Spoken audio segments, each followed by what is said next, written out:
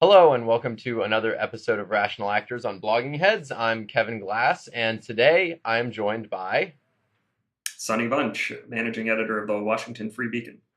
Yeah, thanks for being on with me, Sonny. We've got a couple different topics to consider today, but I wanted to start with this theory that I don't know if you're the one who popularized this term, the politicized life, and you talk about it both on the Free Beacon editor's blog and on Twitter a lot, but basically kind of how a lot of choices and preferences that we used to kind of deem harmless or aesthetic now have a moral component to them. So, could you kind of tell me a little bit more about how you've seen this play out kind of in public and on social media in the last few years? Sure. Yeah.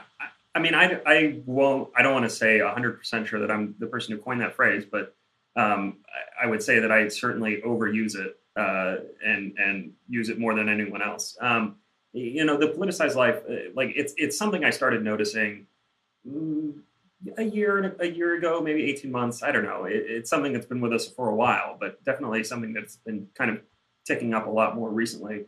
And what first really got me going on this was Orson Scott Card, and there was a big debate about Ender's Game, and there was a very serious, a very like kind of um, uh, movement by the left to punish not only Orson Scott Card for holding views that they considered unacceptable, mostly revolving around Barack Obama and gay marriage, um, but to also make those views toxic for everyone else. So they not only said that you should not purchase his books, not read Ender's Game, not um, you know get any of that stuff. They also argued that you should boycott the movie adaptation that recently came out.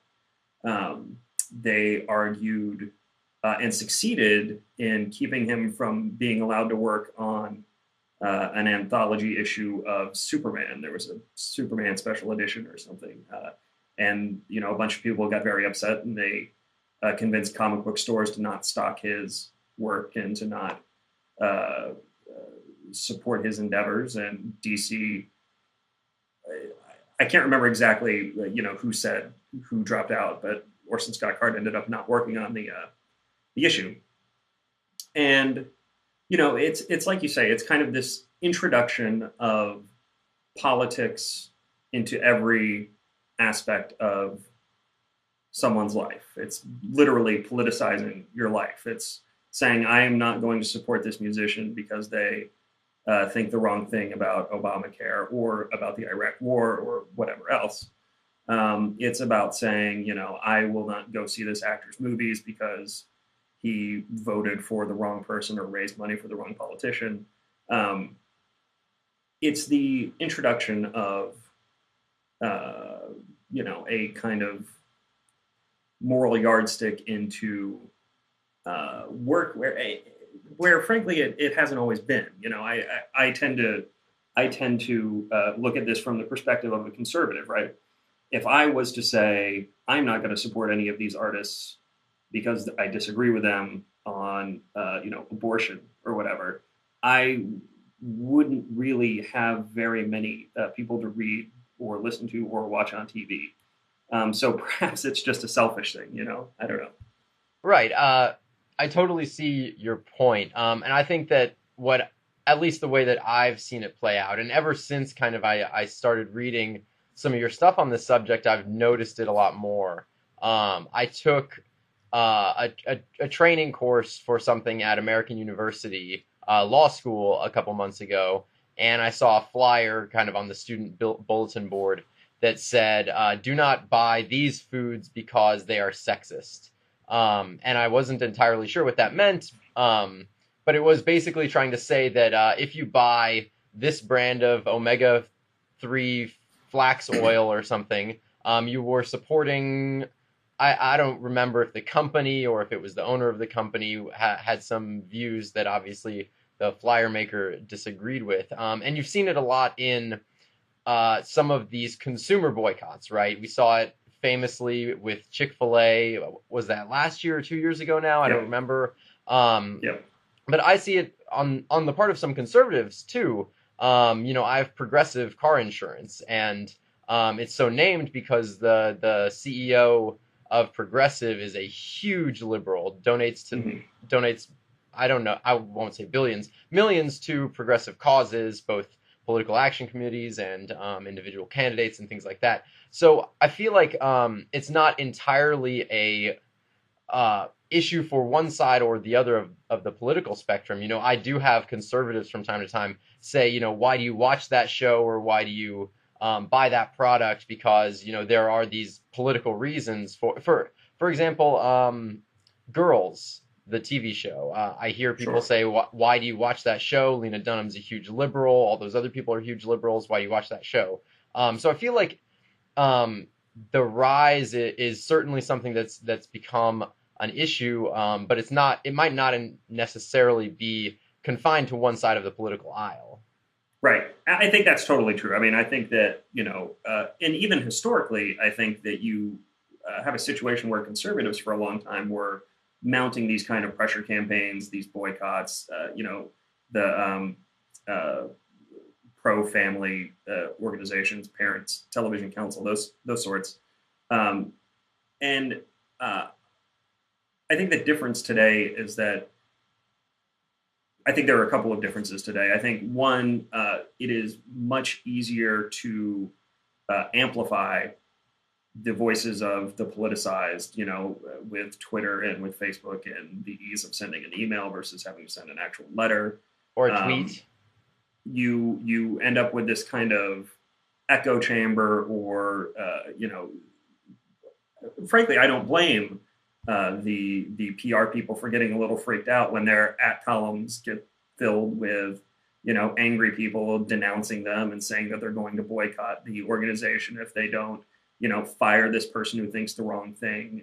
Remember the Brandon Ike campaign with Mozilla, who had donated some paltry amount of money to the Prop 8 campaign, and because of this person who was like a very instrumental, I believe he created JavaScript, a very instrumental person in the tech field, was forced out of his position at Mozilla because he thought the wrong thing on something that has literally nothing to do with browser and tech capabilities. It's a totally my favorite of these. You kind of mentioned some of the old ones. I just want to briefly. My favorite was people tried to organize a boycott of Lululemon because one of on the bags they had a quote from Ayn Rand, and I don't know what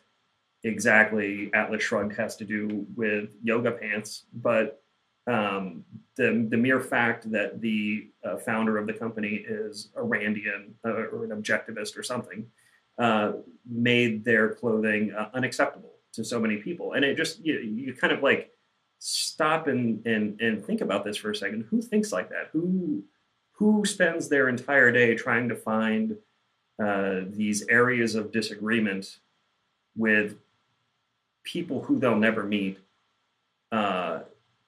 about objects that they want to purchase that have absolutely no ideological component whatsoever. Right. So it's it's a very amusing and also kind of frustrating topic. So I think that there's a point to be made in that I guess we conservatives might say that what should matter in the market is who makes the best products, right? If Lululemon has the best yoga pants or spandex biking shorts or whatever, you should buy their product because it's the best, or you prefer it the most, or because I doubt you can quantify who has the best yoga pants. But is there nothing to be said for people who do want to say, look, these things might matter only at the margins, but they still do matter. And if I, personally, and want to encourage my friends to, buy from off the top of my head, City Sports, which is a local DC chain of sports apparel, instead of Lululemon, why shouldn't I say that? You know, City Sports' apparel is almost as good, and their founder isn't an objectivist whose philosophy I find horrendous. So how harmful do you really see that being in the marketplace or in our culture if these things do matter, maybe not primarily, but do have some impact on one's buying choices? Well, it depends on what the end goal here is, right? If the end goal is to essentially make certain points of view unutterable, if it is literally going to cost you your livelihood to say that you think that Atlas Shrugged is an amazing book, you know, do we want to? Is that the kind of society that we want to live in? And there are some people who would say, yes, that is the society we want to live in. You see this. I think you see this a little more on the left than on the right, especially with regard to issues surrounding gay marriage and issues that we're kind of dealing with on a daily basis at this point. You know, the goal of the left is to make it to essentially get people fired for saying that they don't support marriage equality, right? And I think that, leaving aside the various arguments for and against gay marriage, I'm personally for it. Is it really a reasonable thing to expect people to get fired for supporting the same position that, say, the President of the United States held shortly before his reelection in 2012? Is it reasonable to go back and look at these really very bitterly contested fights and suddenly declare roughly 50% of the population unemployable? I think that is a problem. You know, on the margins, choosing to go to KFC instead of Chick-fil-A is probably not that big a deal. It's the big organized campaigns to silence various factions that is, I think, a more problematic, to use another terrible word, issue. So here is something that jumps out at me. Is this what you're talking about? Does it depend on the issue? Because, like you said, with gay marriage specifically, there's still a sizable, if probably not plurality anymore, but very sizable amount of the population that thinks that gay marriage should be illegal, right? That that same-sex couples should not be entitled to the same benefits that opposite-sex couples are entitled to, and that, in what you just said, should not make them unemployable, shouldn't make them shunned out of the room, et cetera, et cetera. But there clearly are, I mean, conservatives in general argue against government laws about censorship, and they say that social norms do a better job than the government at kind of policing what we allow in our society. And I've seen conservatives treat, just to pull an example, 9/11 trutherism, like, let's say, gay marriage, the left treats. So we take someone, Van Jones, who worked for the Obama administration in a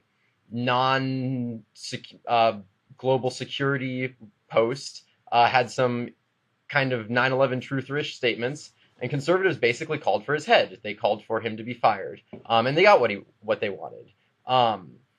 Should that not have been something that happened? Like, is 9/11 trutherism something that should cause someone to lose their job? Even let's say that Brendan Eich was not in favor of traditional marriage. He was a 9/11 truther.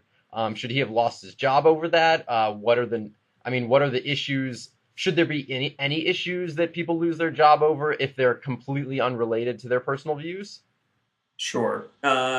This is so. I think these are kind of actually several separate areas. First of all, the Van Jones thing, I don't think you can apply, like, Van Jones was a political appointee, and everything in politics is politicized. So I don't think that that's quite a comparable situation.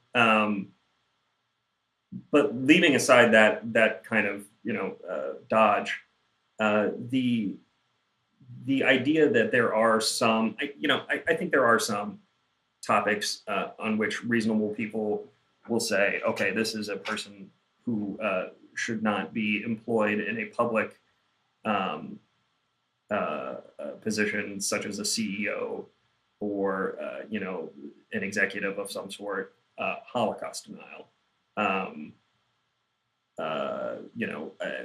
pro KKK tendencies. There are certain things I and I guess it's kind of like the old line about pornography. I know it when I see it, and I think we can have a decent sense of what is a reasonable area of disagreement and what is not. Um, that being said, of course, everybody's definition of what is reasonable is different, so it's tricky.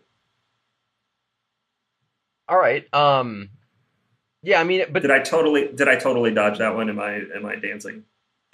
I was gonna say, don't these kind of public advocacy campaigns play a role in what we as a society deem as reasonable, right? If we say reasonable, people disagree. These people are trying to say that are trying to move the Overton window and say that these issues are unreasonable and you can't disagree on these, right?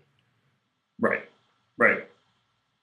Um, Now I want to kind of transition from that, and I think that this plays into this next topic, which is this graduation season. We've seen a rash of student groups and in some cases professors as well rising up basically against commencement speakers and saying that these commencement speakers hold views that we as a university or student body find unreasonable and abhorrent. And because of that, we've seen a rash of cancellations in commencement season. And this, for one thing, I find strange because if you have ever seen a commencement speech, nothing controversial is ever said. It's the most generic kind of go get 'em life advice that one can give. And even if they're given by speakers that hold views that someone might find abhorrent, generally some of those speakers don't really reflect upon the university. But we've seen kind of what I would say, and probably what you would say, some unreasonable encroachments upon some of these commencement speakers. You know, former Secretary of State Condoleezza Rice was, I don't remember if they're officially uninvited or they back out voluntarily in response to some of the protests. But kind of how do you see that from the stance of a liberal society should have pluralistic values, affecting kind of obviously the next generation of Americans coming up through college? Sure. So this is, campuses have always been kind of a hotbed of, um, uh, for lack of a better term, almost left-wing reactionaryism, right? Like there's this kind of impulse to shout down and to protest and to ban and to say you can't do that, you got to go to this free speech zone, or you can't say that, we're gonna shout you down, we're not gonna fund your speaker to come, but we'll fund the other guys. It is kind of interesting that these have been so focused on commencement speakers, because the idea, like you say, that anything interesting or controversial is going to happen at these speeches isn't is silly. So the idea, once again, this isn't the point is to shut down debate, right? It's to say this is a reasonable thing that we can all discuss, and this other thing isn't. So when you say to somebody like Ayan Hirsi Ali, no, you can't come here and talk to us about living in the real world, what you're really saying is your positions. What you're really saying is to other people, you're saying this person's positions are verboten. They are not allowed to be held in decent society. and if you do hold them, we will keep you from taking part in the events that society has deemed to be respectable. So, when you say to Condoleezza Rice, you supported the Iraq War, so you don't get to come talk here to us. It doesn't make any difference to Condi, right? She doesn't care. She doesn't really gain or lose anything by giving these speeches. What you're doing is you're warning other people. You're saying these opinions are bad. Now, my favorite thing that happened this weekend was the commencement address at Haverford, given by the former president of Princeton, William Bowen. He basically took these kids to task for doing the same. I can't remember who they had gotten kicked off of, gotten removed from their commencement address, but he said to these kids, look, you are totally rejecting what it means to be a university student, just full stop. What it means to be, broadly speaking, a member of the academical village, a member of the intellectual community. You are rejecting debate. And that is kind of the cornerstone of what the university ideal should be. It is an offshoot of the politicized life in that it is a kind of moral policing, a kind of shifting of the Overton window, if you like, to a, again, and I think this is something you see on the left much more than the right, but it's very much a shifting of what is considered to be reasonable and to the left. Right, yeah. That the Haverford speech was really incredible. I mean, he got a standing ovation for dressing down the students about their liberal university values, right? Their liberal arts education. Right, and that standing ovation, I think, highlights a very key point again, which is that these are very small numbers of people who are making these radical arguments about speech and attempting to silence others. We live in this age where everything is amplified, where everybody with access to social media can create a cause and make it appear as if they have a broad base of support, but they don't. They almost never do. It is almost always a function of a couple of troublemaking loudmouths who have a chip on their shoulder and are really upset about hashtag privilege. Right. We could say that all it takes is for evil to triumph is that good men do nothing. But I'm not sure. So I'm not sure that really applies in that. Look, if we do say that this is a marketplace, right?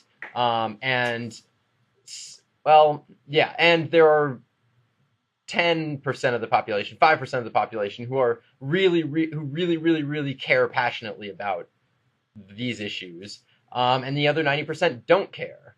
That means that the vote here wins 10% to 0%, right?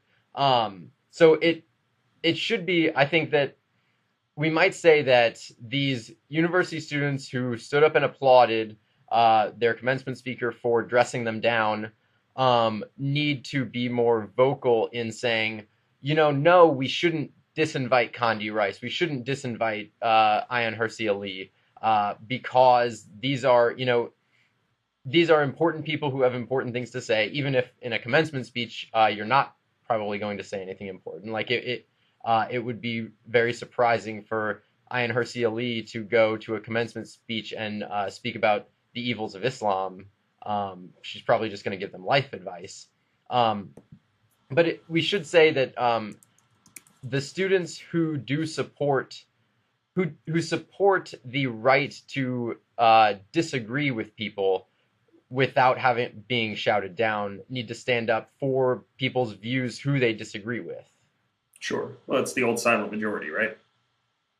Yeah, you could say that. But if they don't care about that, then we could say the arc of history, the arc of grievances will just keep rising, right? And I would say if those people don't speak up, then they rightfully lose in the marketplace of ideas here. Yeah, no, I think that's totally true. I mean, it's hard, but it's hard to organize a campaign to support.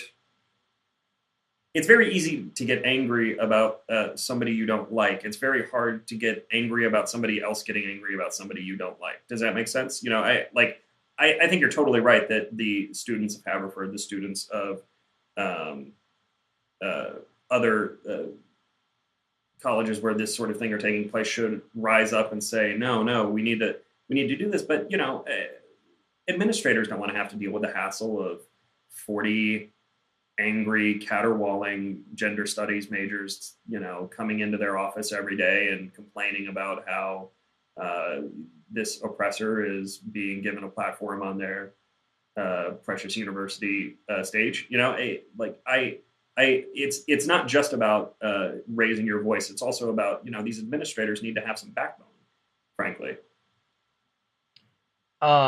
They're the adults in the room, in other words. They need to, you know, sit down with some of these folks and say, you're acting like children, and children don't always get their way. But what happens when the students are joined by their own professors? Once Because again, we've it's, seen that you know, happen. at the Haverford group, I think it was 40 students and 3 professors. This is what I briefly read over the weekend. You know, if you as an administrator, once again, if you're the boss, you know, and if you can't say to your employees, which is what professors are, or your charges, which is what students are, grow up, then maybe you don't deserve to be a college administrator. Right. Now, what about? So I've seen the argument made that, you know, that what we consider to be the traditional liberal arts education looks nothing like the traditional liberal arts education of 100 years ago, which looked nothing like the liberal arts education of 100 years before that.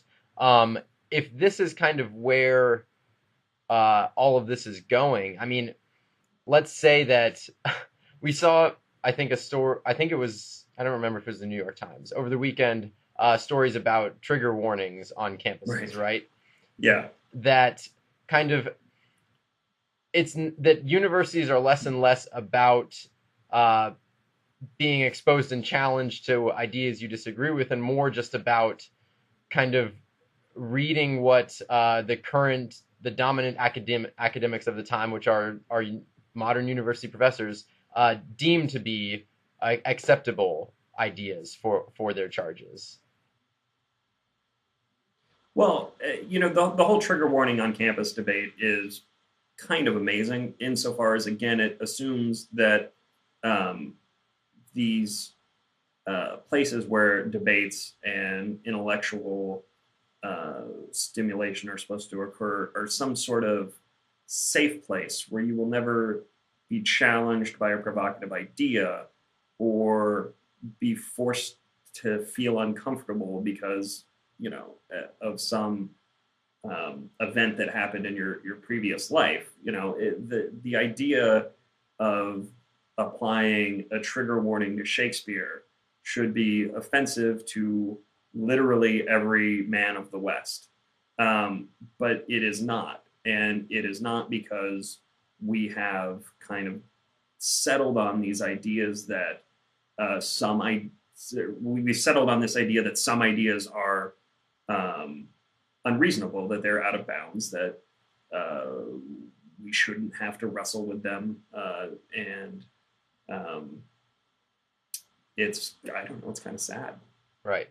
What I find actually interesting is probably the only place where I personally was exposed to some of what a lot of professors and academics have called the underpinnings of Nazism were in university philosophy classes. Right. We study kind of the intellectual forebears of the National Socialist movement, and as students, we were tasked with kind of struggling with and refuting ideas that we might find abhorrent.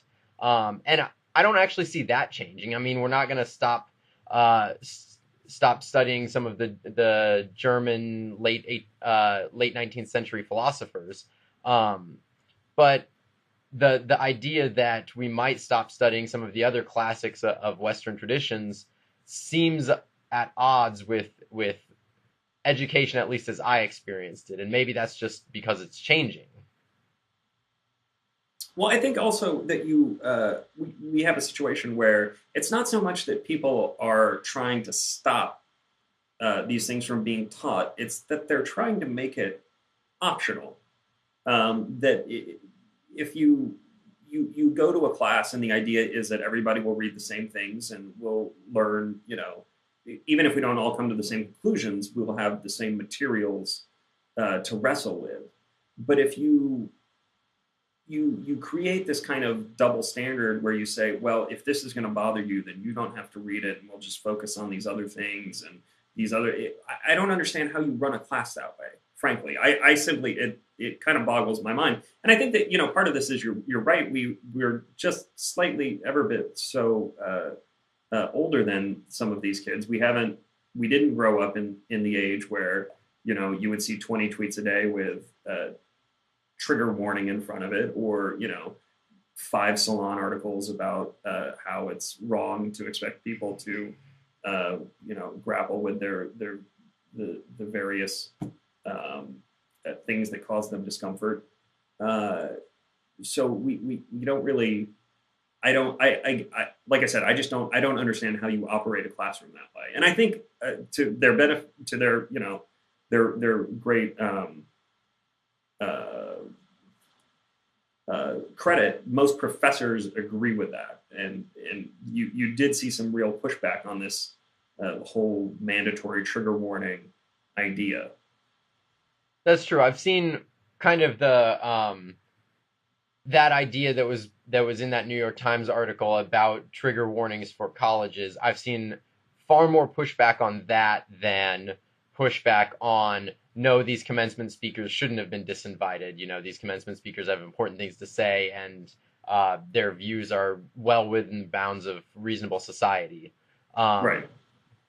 And you see it because it's something that actually impinges on the professor's ability to do his job. So he cares about it when you go to him and you say, well, you know what, you should really inform the class that this Chinua Achebe novel is going to cause those who lived under colonialism great mental strain, and maybe they want to sit this one out. Like they understand this intuitively, that it's an insane idea. And not only that, it makes their jobs more difficult. So they have to get on it. There's less of I feel like it's less of an ideological commitment than just simple pragmatism. Right. I guess I want to kind of conclude here with where do you see this going? Do you see an ebb to the thoughts that these decisions and kind of preferences that we hold, that we used to think were not political and now are containing more and more of a political tinge to them? Do you see that kind of ebbing in the future, or in the age of, I guess, social media, do you think that there's no end in sight to what apolitical preferences might have some political moral component to them? I think it's going to get worse before it gets better. I think we live in an age when the cycle of outrage is measured in hours, not days. Has Justine landed yet? Gives way to, has Lululemon stopped selling yoga pants? To, has Whole Foods' John Mackey repented his anti-Obamacare positions? And it's just every day, every hour, there's a new outrage. There's a new 2 minutes hate. There's a new person for the social media mob to kind of focus on. Stephen Colbert told a joke, so let's ruin him and destroy him and get Comedy Central to cancel his program. Let's go from this person to the next person. Like I said, I think it's going to get worse before it gets better. What could cause it to get better is an interesting question. you would have to see somebody. People hate bullying, so maybe one of these targets needs to actually literally kill themselves before everyone kind of steps back and says, "Oh, maybe we shouldn't do this." But even then, I don't know that would do the trick because we live in deeply unserious times. Yeah. So my thought on that is actually, so I would say that you and I probably take it for granted that if we say that shopping at Whole Foods has no political component to it, right? But I don't think I think that that's becoming less and less the norm now. And that if the Free Beacon, for example, writes an expose on Peter Lewis, the founder of Progressive Insurance, it needs to be said that purchasing your insurance from Progressive has no impact on if you support Peter Lewis's political causes or not. And you and I take that for granted, but it seems like that is less and less something that needs to go unsaid. So is it going to be the case that people like you and I need to say more explicitly to people that your purchases in the marketplace have no impact on your moral foundations or your political views? Perhaps. I mean, I'm certainly trying my darndest to make that case. Um, I'll be honest. I still think that it's not going to help. I think that we're basically in an arms race, and the only thing that can get both sides to step back from the ledge is to really ruin a few people, or possibly corporations, cause a bunch of people to lose their jobs, and then kind of look at this mutually assured destruction situation that we've created and step back from the ledge. I mean, I would like to think that my poorly seen blog posts at the Free Beacon will have some sort of impact on this, but I am skeptical. Yes, but let's just say that we can have an impact on the margins, Sure. Yes. not that one blog post will save the world, although I know there are some people who believe that. One blog post won't save the world, but we can marginally make better contributions. I hope so. I really hope so. Well, thanks for being with me today, and I'll see everyone next time on the next episode of Rational Actors.